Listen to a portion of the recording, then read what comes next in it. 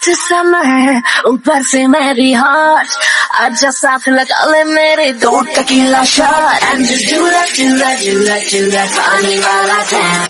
অনেক এনজয় করছি আজকের দিনটা। আমি আগেও ঘুরতে যেতাম, বাট আগে ঘোরার মধ্যে আর এই ঘোরার মধ্যে অনেক তফাৎ। তখন আমি সেই মানসিক শান্তিটাই পাইতাম না। ঘুরতে যেতাম ঠিকই, বাট হচ্ছে মানসিক শান্তিটা পাইতাম না। আলহামদুলিল্লাহ, আল্লাহর রহমতে আমি এখন অনেক ভালো আছি। অনেক আল্লাহর কাছে অনেক অনেক শুকরিয়া আদায় করি যে আল্লাহ আমাকে এতটা ভালো রাখছে। আগে আমি অনেকবারই তিশা ও আহাদের সাথে ঘুরতে গিয়েছি, কিন্তু সেই ঘোরার কোনো মানসিক শান্তি ছিল না। আমি কখনোই ওদের সাথে যে শান্তিতে ঘুরতে পারতাম না, শান্তিতে থাকতে পারতাম না তিশার জন্য। আলহামদুলিল্লাহ, এখন আমি অনেক ভালো আছি, এখন আমি অনেক মানসিক শান্তিতে আছি। এই কথাগুলোই এবার আখি তিশাকে উদ্দেশ্য করে বলল। আসলেই আখি যে কখনোই আহাদের সংসারে তিশার জন্য মানসিক শান্তিতে থাকতে পারতো না, সেটা কিন্তু অনেক ভিডিওর মাধ্যমে বোঝা গেছে। আর আখির কথাগুলো যে সত্য সেটাও কিন্তু প্রকাশ হয়েছে। তো ভিউয়ার্স, আখি তিশাকে নিয়ে আর কি বললো জানতে ভিডিওটা স্কিপ না করে শুরু থেকে শেষ পর্যন্ত সঙ্গেই থাকুন।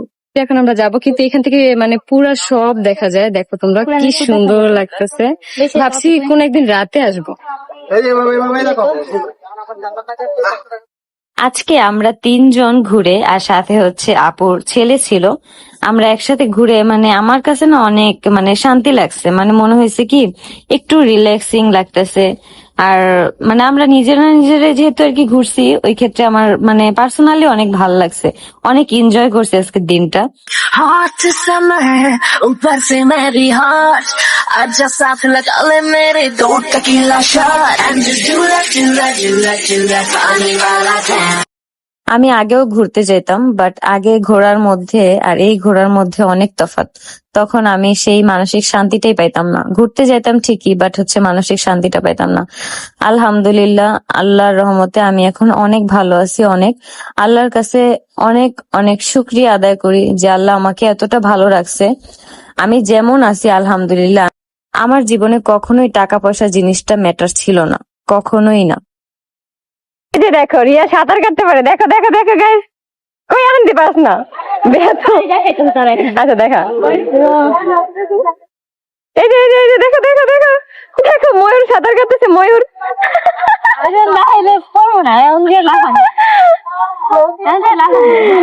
কি সুন্দর লাগতেছে পুরো সবকিছু দেখতে। এই যে দেখো, আমি তোমাদেরকে এখন কাছে থেকে দেখাই, কত সুন্দর লাগতেছে। ওয়াও। এখন হচ্ছে আমরা একটু খাওয়া দাওয়া করব। খাওয়া দাওয়া করে হচ্ছে আমরা বের হয়ে যাব, যেহেতু আমাদের আর কোনো কাজ নেই আর আমরা এখানে ঘুরবো না। তো আপু হচ্ছে বাসায় গিয়ে গোসল করবে, আর আমরা হচ্ছে একটু পার্লারে যাব। আমরা এখন খাওয়া দাওয়া করব, মানে হচ্ছে এখন আমাদের লাঞ্চ দুপুরে। রেডি হয়ে নিছি, গোসল টোসল করা শেষ করেই হচ্ছে আমি ড্রেসটা আজকে পরছি। এই ড্রেসটা কিন্তু তোমরা কাকুলি ফ্যাশন হাউসে পেয়ে যাবো। এই তো আমরা কি কি খাওয়া দাওয়া করতেছি সেটা তোমাদের সাথে শেয়ার করতেছি।